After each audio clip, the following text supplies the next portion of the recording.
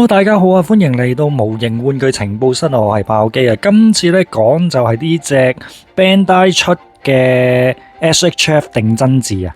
咁主角定真嗣咧係特務機構 NERV 嘅總司令定元堂同埋佢老婆啊定為所生嘅仔啊！佢細個嗰陣時咧就親眼睇住咧自己阿媽喺初號機啊啟動實驗入面啊消失咗。跟住咧就俾性情大變嘅阿爸咧拋棄啊，送咗去外地生活啊。因為成長過程咧完全冇家庭嘅牽絆同埋愛護啊，令到佢養成咗一個好纖細內向嘅性格，成日覺得自己咧毫無價值，好渴望咧得到強烈嘅愛同關心。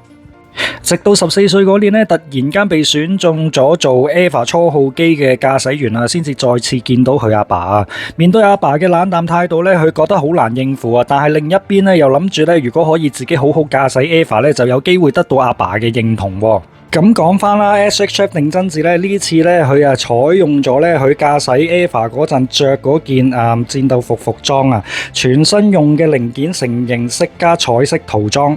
可動關節咧，亦都延續咗綾波麗、明日香等系列嘅設計啊，係唔影響外形嘅同時咧，身體啊同埋四肢咧都有好靈活嘅可動性。而且咧，仲附送咗咧初號機透明紫色嘅六角形專用台座啊，方便咧擺出各種嘅姿勢。